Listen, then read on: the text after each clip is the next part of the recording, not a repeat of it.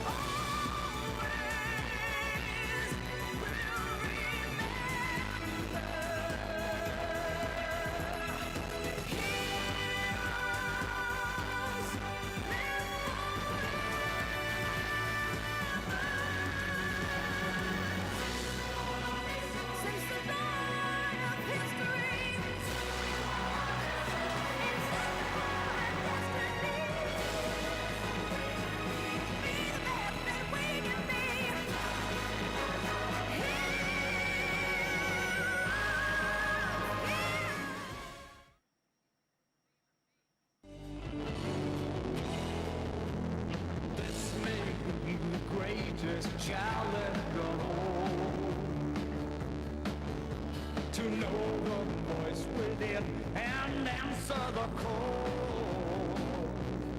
In every age, at every stage, the bravest conquer pain with sacrifice.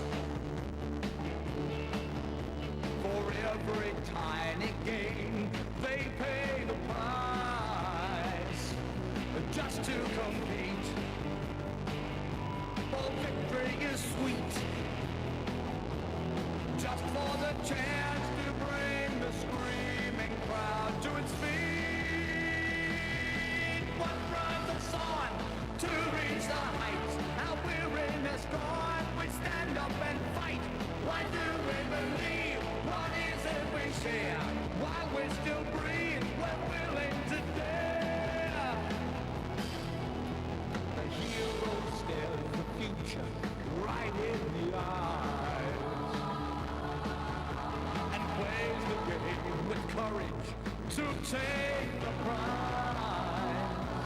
Here we're the strong, true love belong. What drives us on to reach the heights? Our weariness gone, we stand up and fight. Why do we believe? What is it we share? Why we still breathe? We're willing to dare.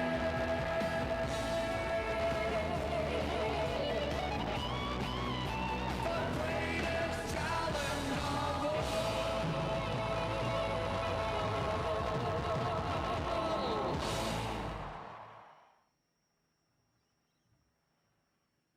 Good morning, everyone. Welcome to Sydney Olympic Park. Mark Beretta from 7. Pleasure to be with you this morning as we relive this historic moment 20 years on from the opening ceremony of the Sydney 2000 Olympic Games. Shortly, we'll be relighting the Olympic cauldron in a very special moment. But first, a very special acknowledgement of country. Would you please welcome John Hunter, leader of Marama, a grassroots initiative for which many years has been connecting the intertribal community of Western Sydney to this place known as Sydney Olympic Park. John will be joined on stage by Josh Sly, another Marama leader and youth mentor. Thanks, gentlemen.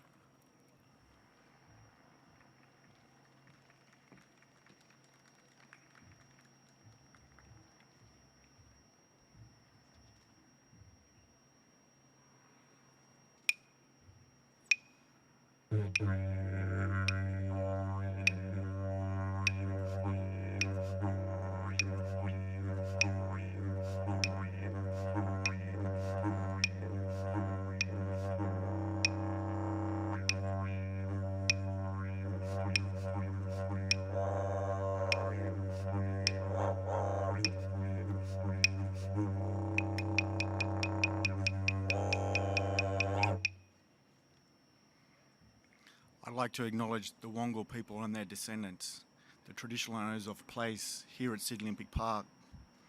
I'd also like to acknowledge the Indigenous community of Western Sydney, which is one of the biggest Aboriginal and Torres Strait Islander communities in Australia. And acknowledging the Indigenous community, I'd also like to acknowledge the wider community of Western Sydney and our Olympic community. Aboriginal and Torres Strait Islander culture is a key pillar of Australian identity, and it helps us understand the responsibilities of belonging in place and the responsibilities of caring and sharing for each other in community and looking after country.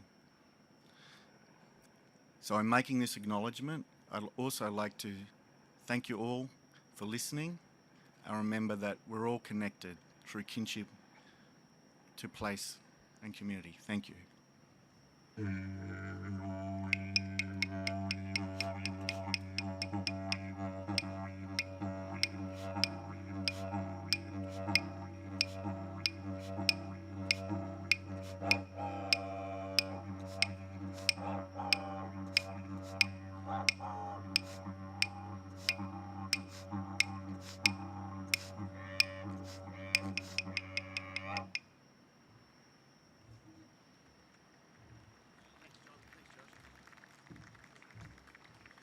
Thank you, John. Thank you, Josh. Much appreciated for that welcome. Ladies and gentlemen, we've sadly lost a dear friend of the Olympic family, former Premier of New South Wales, John Fahey, AC. who was instrumental in the bid to bring the Olympic and Paralympic Games to Sydney in 2000. Could I ask you please to now observe a moment's silence as we respect the memory of John Fay. Thank you.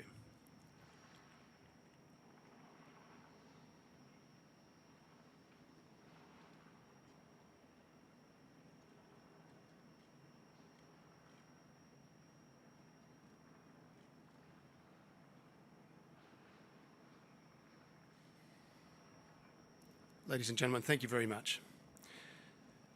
Could I please ask you now to welcome the Honourable Dr Geoff Lee, MP, the Acting Minister for Skills, Tertiary Education, Sport, Multiculturalism, Seniors and Veterans, and representing the Premier of New South Wales for us this morning. Thank you.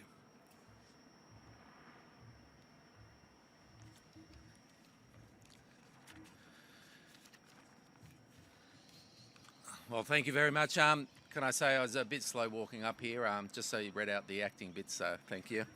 Can I also pay my respects to the traditional owners of the land, elders both past, present and emerging, and recognise theirs is the oldest living culture in the world. Today is a very special day, the 20th anniversary of the Sydney 2000 opening ceremony of the Sydney Olympic Games. 20 years ago, we can all remember that special moment when Freeman lit the cauldron right behind me. The eyes of the world were focused on Sydney, and we did not disappoint. Our games were labelled the best games ever. 110,000 people filled Stadium Australia, and it's still there, by the way, guys, and it will be there for some time apparently. And our games, and 110,000 people filled the stadia. There was an incredible action from an Aussie success, Ian Thorpe today, who we have there. Good to see you again, Ian.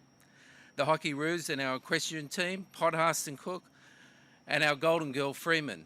They're just some of the names of the 632 athletes and 58 medal winners. The Games were powered by an incredible paid and volunteer workforce, with more than 46,000 volunteers involved in 2000. And I'd like to recognise our volunteers over there in their shiny uniforms. And can I just say, my mum was one of those 20 years ago, and now at 83, she fondly remembers the Games. The momentum of the highly successful Olympics continued into the Paralympics, and we have Louise Savage here, another sporting legend. Hi, Louise. Louise was selected to light the Paralympic cauldron and went on to win 2 gold medals and a silver. And I too, on behalf of the New South Wales Government, would like to pay my respects to John Fay, who sadly passed away this week, whose enthusiasm was much part of winning the bid in 1996. So we're thinking of you, John, on this special day. The legacy of Sydney 2000 continues 20 years on. The New South Wales Government continues to own and operate many Olympic and Paralympic venues, ensuring there are world-class facilities available for New South Wales athletes to train and compete. Sydney Olympic Park is an internationally recognised place with world-class events, venues, parklands, and a great place to live and work. It is built on the Olympic legacy in a sustainable way. More than 10 million people visit Sydney Olympic Park each year, attending more than 5,600 events. As we look forward, the New South Wales Government continues to secure major events through its 10 World Cups in 10 years initiative, ensuring the next generation have the opportunity to be involved and inspired by these incredible experiences in years to come. I know that we have all very fond memories of Sydney 2000, so I encourage you to take some time to share those memories over the next 2 months on social media as we all relive and celebrate the 20th anniversary of the Olympic and Paralympic Games.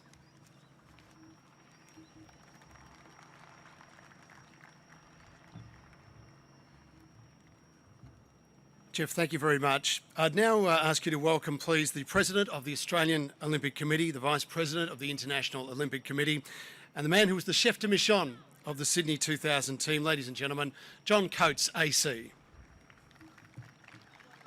John's going to take the ramp. John can take his time and just savour the moment.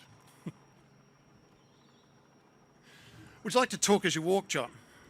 Yeah, I can do that. I'm a multitasker. It's to see you, Mark. Good to see you. Great to be back here, isn't it? And celebrating 20 years on. So many memories for you, I guess, from the time it all began, all the way through to the conclusion of the games, and now the legacy afterwards. How do you sum all of this up? What has this journey been like for you? Well, it's still going in my case, but it was something quite monumental, and I think we can all be very proud of the legacy that's been left here in a physical sense, and we can be very proud of the legacy that the Sydney Games left for our national sports federations, Olympic and Paralympic. We can be proud of the feeling that embraced Sydney for the Games. It embraced Sydney because of the good planning. Everything went well. It happened because the population was very proud of the performances of our team. Ian getting us off to that great start on the first night in the 400 metres and all the other great performances. And we can be very proud of, and I think the other factor that led to the Sydney embracing the Games was the volunteers over here. You mentioned 46,000 of them. The world Olympics hadn't seen volunteers before, but they're part of our culture. They're on the beaches, they fight the fires, and we put them to use, very good use, in delivering an Olympic Games. And I think that was something very special. The way they helped the visitors in the city and told them to look left and right and all of those sorts of things. So you put it all together, all in the mixing pot. We had a great Games, and we've been left with a wonderful legacy. All of that, all the facets that go to making a great Games, but above all, it becomes about the athletes, and that's one of the key things about Sydney. It was a great Games for the athletes. When you're organising an Olympic Games, you start with what's best for the athletes. You get the village right. We did that. You get the catering in the village right. We did that. Then you organise the transport from the village to the respective venues so that the athletes know if they wake up at a certain time in the morning, they can have their meal, they can have their warm-up, and they can get there on a specified time.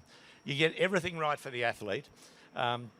Then, and to help with the village, we had an athletes commission, we had a village advisory commission, Olympic and Paralympic, and then you get that right, the rest follows. Then you start to worry about the spectators, you start to worry about the International Federation officials and the Olympic officials, all of those things, and the spectators, I mean the public. The rest just flows if you start with getting it right for the athletes. And certainly did that. John, I hope you have a fantastic day today. A lot of good memories. I know you've been busy already this morning, but great to see you back here, and enjoy this moment when we relight this cauldron. Thanks, Mark, and thanks everyone for joining us. John Coates, ladies and gentlemen, thank you. Following on from the Olympic Games, we had a fantastic event here, and probably the best Paralympic Games the world had ever seen. We took the Paralympics to a new standard, which was fantastic. Joining us today is the Paralympics Australia CEO, Lynn Anderson, and I invite Lynn up. Thank you, Lynn, to come and join us on stage. And Lynn, it was, when you reflect back now, there were so many firsts. It was so groundbreaking for Paralympic sport. What were your great memories of the Sydney Games? The enduring memory I have from Sydney is just one of pride, and it was pride across so many areas. But I take John's words that he just said before about how important it is to look after the athletes. Everything that everyone tells me, I wasn't in Atlanta, but Atlanta was really disrespectful. It was almost like the Games were an afterthought. So Sydney had a huge goal, which was to elevate it to the proper respect that it deserved, and I think they absolutely did that. It started with the first time ever that the organising committees worked together, so was a huge plus. And just bringing the Paralympics to the attention of Sydney-siders, it was just a huge... So I had pride that they raised the standards of how to deliver a Games to an absolutely new professional high, and that's now been handed on to other Games committees and said, this is the bar. And they tell me that London, given our rivalry, London chose to say, well, we want to beat Sydney, and we're happy for them to beat that because we want to keep improving all the time. But the other pride that I have is just, we talk about the volleys and how, you know, you can't remember Sydney without remember the volleys, but also... they tell me we promoted very well to school children, so we expected an element of a crowd turn up, but no one was really sure. And first day, apparently, there were so many people turned up, they had to send out an SOS for Sydney Transport. So it was pretty cool, the whole memory. Tell us about Paralympic sport today as we look ahead to Tokyo next year. How is our team? Where are we at? And how has Sydney, I guess, helped propel that forward? Sydney's legacy is still evident in our team for next year. And amazingly, we have 4 athletes that are still in contention to be picked, which is extraordinary to be at the top of your game for 20 years. But that's what Paralympic sport allows many people to do. So we have 4 athletes that are potentially in the running, but we also have 4 athletes that are in Sydney that will be on our team, led by Louise Savage, the great Lou, and we have Greg Smith, B-Dub, Brad Doubley in charge of our wheelchair rugby team, and Timmy Matthews is on Paralympics Australia. So that legacy is still being felt today. Where have we come from in the last few years? I feel like our profile is really on a beautiful upward trajectory. You know, we have athletes that are elite. They're world class. They're standing side by side. The Commonwealth Games in 2018 in Gold Coast gave the public a chance to see side by side elite athletes, teammates together, and I think that together with the amazing stories that our people have just means that we're really in a really good place, and we're excited. The teams, you know, there's disappointment obviously. It was the right decision to not go for Tokyo, but Tamsin Colley, our gorgeous young athlete I've got here today, for her it's been a bit of a boost because it gives her an extra 12 months to get fit, so there's winners and losers. Sydney saw us, same as the Olympic Games and the Paralympics, we developed athletes that inspired the nation. Yeah. Louise Savage already had that status, but Sydney seemed to take her to a new level, and her legacy stands today. She has worked in this park for 20 years. She's coaching athletes today who watched her compete. She tells me she's got a birthday on Friday too, so there's a few years happening. But no, look, I think we still see it in our surveys and research that we do while we're building the profile of the likes of your Dylan Alcott, Curtis McGraths, Ellie Coles, Maddie de Rosario. The 2 athletes that still come in as favourites are Louise Savage and Kurt Fearnley. So yeah, she's gone on to bigger and better things. Yeah, quite amazing. Quick status of Australian Paralympic sport. How are we travelling? We're looking good, looking really good. We actually announced our first athletes for the squad. 10 from Athletics Australia were announced last week, and they're a stellar group. We're really hopeful of some nice goals from that. So no, they're on target. That, you know, if you want, at this time of coronavirus, if you want to look to anyone for inspiration, I would point to our Paralympians. You know, they don't just show resilience, they power through and come out the other side. And, you know, yes, there's been a change and they've had to readjust and might have been ready for peak performance now, but guess what? They readjusted and we're ready for Tokyo next year. I know for John and a lot of people here who had an instrumental part to play in Sydney 2000, seeing this cauldron relit this morning means something very special, and this day means something very special. What does it mean to you? I actually had my beautiful friend Lois Appleby, was the CEO of the Paralympic Organising Committee, and she was the one that urged me to take this job. So I'll be looking for her. She's in Canada at the moment. I think to see that revive all of those memories, it's great for our current crop of athletes, John, I'm sure you agree, because it's really focusing everyone. It's hard to get distracted. So this will be another nice movement along the path for us. An exciting time. Could I just ask you, just before we wrap up, and we're getting towards cauldron lighting time, but a couple of athletes in your sports to keep an eye on, part of your team, could you give us any names for Tokyo next year who we should maybe just keep a bit of a sneaky eye on? Yeah. Oh, Maddie de Rosario, not a chance, and she's Lou's protege. She's a star on and off the track, so we've really got high hopes for her. Curtis McGrath, our beautiful paddle canoe, the Afghanistan veteran. But there's one that we're really hopeful for, gorgeous.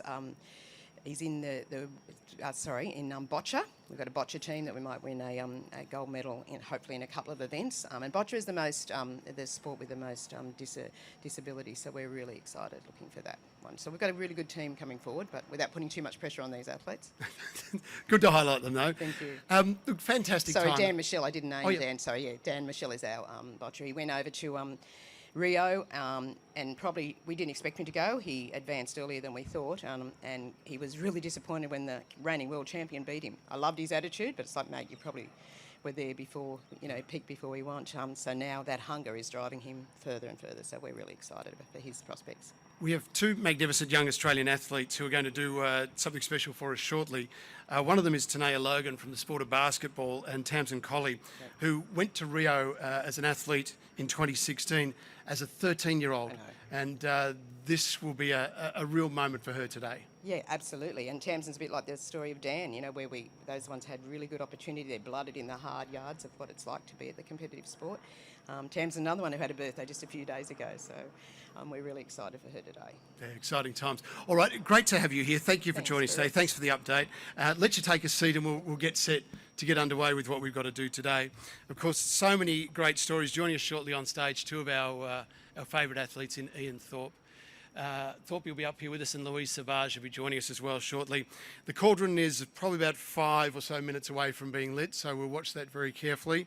As I said, Thorpe and Louise will be joining us. Kathy Freeman couldn't be with us today. Kathy is in Melbourne, so she is in isolation at the moment, so couldn't be here. Sadly, she wanted to be here, but we will be seeing a message from Kathy very shortly as well.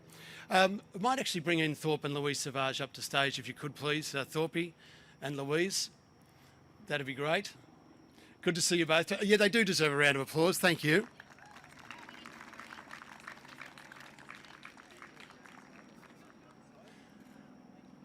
Two of the great stars of Sydney 2000, and quite remarkable. Thanks, Thorpe. Good to see you. Welcome back. Welcome to Kathy Freeman Park. There we go. G'day, Louise. Good to see you. Welcome. Thorpe, when you come back here, such an amazing place, such a great home of memories for you. What's the feeling when you come back into this space?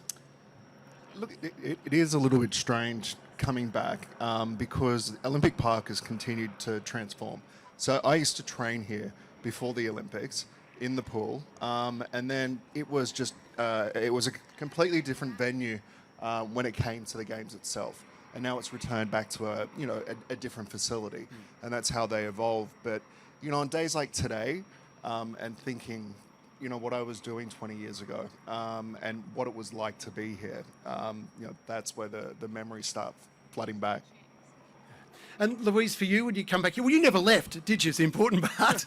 You've been here for 20 years now. Yeah, it's pretty sad, but yes, I'm still here. I'm here almost every day, work in the park, and obviously still coach and work with the athletes here. So it's a fantastic environment, and I love to see it evolved, and it's good to be here. Thorpe, it was interesting coming this morning at 4 a.m. in the morning. There are all the swimmers jumping out and heading off to train. That was you, not so long ago too. Well, it was a little while ago now, but yeah, it's nice to see. That things like this and what the Olympics do is it has the potential to be able to inspire an entire new generation of athletes. And when we look at the possibility of having a 2032 Olympics in Brisbane, young athletes, even people starting out in sport should be excited about that prospect. Yeah, and we all are too. Cannot wait. Shortly we will be lighting the cauldron. We are about to go live, so we'll pause for just a moment. We're about 1 minute away from beginning official proceedings. Our special bearers are standing by. We'll have a bit more of a chat to Thorpe and Louise, but we are going to pause for just a moment while we pick up live and take this right around Australia for everyone to see and enjoy this relighting of the Sydney 2000 Olympic cauldron, which is a very special occasion and means a lot to many people who are gathered here today. Yes, guys. Yes, I got you, Koshi. Yes.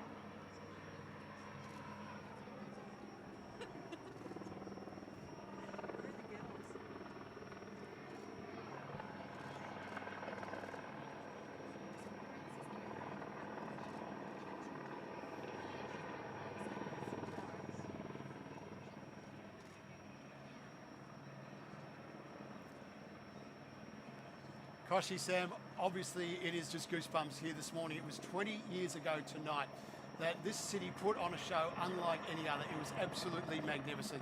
The opening ceremony of Sydney 2000 traced the creation of our country, 40,000 years of Indigenous culture, our history with the outback and the life on the land. It recognised all of our achievements and our larrikin spirit as it launched the best Olympic Games ever. But for those behind the scenes, the whole night became, well, very close to disaster.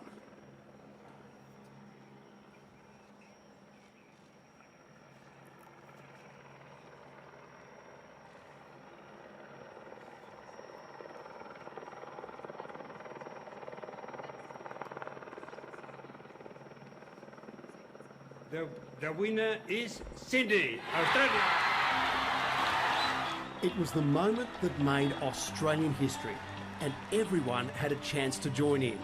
But as the Olympic torch made its way around the country, there was one question on everybody's lips.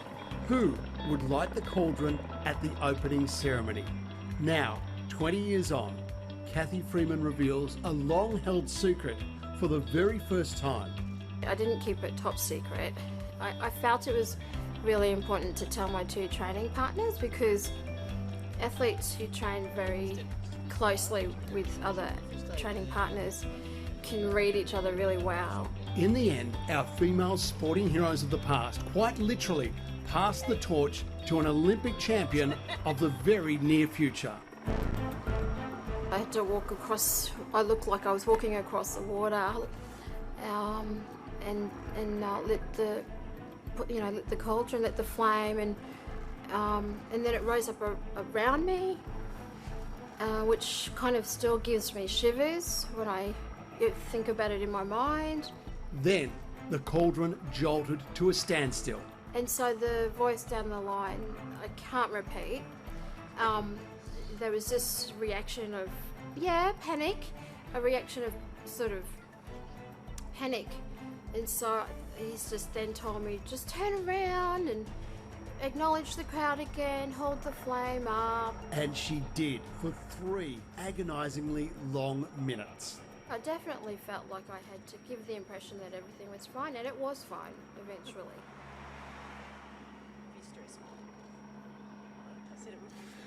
And welcome back to our very special event here at Sydney Olympic Park as we get set to relight the Sydney 2000 Olympic cauldron. Now, the Sydney 2000 Olympic Games are still regarded as the best Olympic Games ever. 34 world records were set and Aussie names were written into the history books. From Cathy Freeman's 400 metres victory to 17-year-old Ian Thorpe breaking his own world record in the pool, there were so many magical moments for the Australian team. In the Paralympics, Australia finished at the top of the medal tally for the first and only time with 63 gold medals, 39 silver and 47 bronze medals. And Olympic swimmer Ian Thorpe and Paralympic wheelchair racer Louise Savage join us now. Guys, great to have you back here. Thorpe, what was that like as a 17-year-old, living that moment? Were you aware of how big it was then? Yes, I was. I didn't know what the Olympics was going to be like, but I knew that it was, it would be a big moment. And it was mostly because people would tell me I won tickets in the ballot to go to the swimming on the first night. And then they'd add something which kind of freaked me out. I can't wait to see you win your first Olympic gold medal, which, it is a lot of pressure. And I went in and, we hadn't won a gold medal at that stage.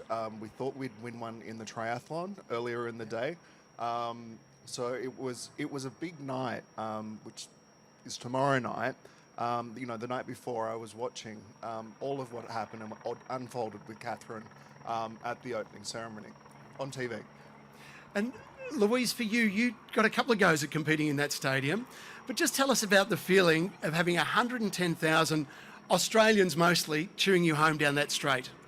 Yeah, I was very, very nervous before the race and a little bit crook too. So, it was something probably I'll never experience ever again. So 110,000 people knowing that at least 90% of them were going for me. So it was fantastic. It was a surreal feeling. And obviously I won the race, but I did my victory lap and I wish I'd done 2 now. So, but it was fantastic and phenomenal. And of course I had to come back and do it all again for the Paralympics. So, yeah, it was an amazing time in my life. Thorpe, for you, when you look back at that anniversary tomorrow night, the night that you grabbed that gold medal, and then you came back in the 4x100, was that the most special night of your swimming career, do you think? Yes, it is. It is. It quite simply is because it was at home. And it was a moment in time that we created Australian kind of sporting history. In an event, we weren't expected to win the 4x100, but for some odd reason, everyone believed that we could, and we thought we could. We just didn't know how we were going to do it. But I arrived back that night to the village at about 1 a.m. And the people that were in the food hall, because I hadn't eaten anything after this, there was probably 30 people, and all of them stood up and applauded me as I walked in, which was, what the spirit of the games are. Athletes from all around the world that are up at that time that have just got back. Quite amazing. Guys, thanks for joining us today. Now, Kathy Freeman, our hometown hero, made history at the Sydney Olympic Games. As she lit this magnificent cauldron behind us, she actually united a nation in doing so. And now, 20 years after that landmark event, she has a message for Australia.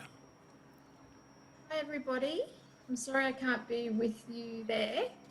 Unfortunately, level 4 COVID restrictions have me here in Melbourne. I'm excited about these celebrations. When I reflect back on lighting the cauldron 20 years ago, the words that come to my mind are surreal and just simply magnificent. When Coatsy asked me to do the honours of lighting the cauldron, I was really taken aback. I was really struggling to come to terms with it because I just felt there were a few other people who I thought who were so deserving of the honour, and I almost felt, oh geez, me? You want me?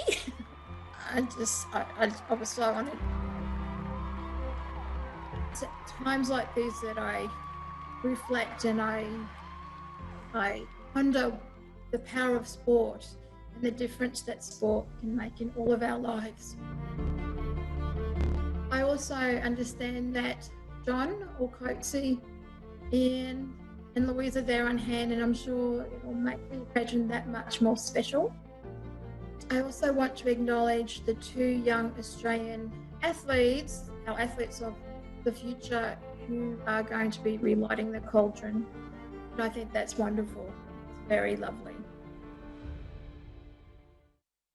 Those two future stars are Tanaya Logan and Tamsin Colley. They've been nominated by Kathy to relight the cauldron on her behalf. They've been given a huge honour to follow in the footsteps of that sporting legend 20 years on. Tanaya is a basketball star. Tamsin has already represented Australia in athletics and at the Rio Paralympic Games as a 13-year-old.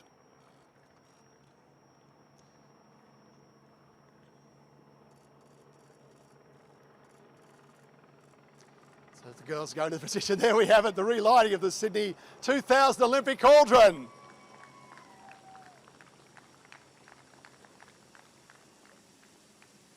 Such a beautiful moment to see it back in this park again and relit. To mark this 20 years on, so many memories with it as well. That great night 20 years ago when we celebrated the opening of the best Olympic Games ever. And what a proud moment for both Tanaya and Tamsin, given the honour by Kathy Freeman to carry out the duty of relighting the cauldron. There you have it, the spirit of the Games reignited here in Sydney Olympic Park 20 years on, a day to celebrate for so many Australians, a day to relive some great memories from 20 years ago, a sporting event that really put us on the world map and also had us earn incredible respect on the world sporting stage, but a moment that here in Australia we have all savoured, that we've enjoyed and that we have used as a legacy to build our sporting pride right around the country. Thanks everyone, an incredible moment. Great to see the Olympic cauldron relit back here in the park.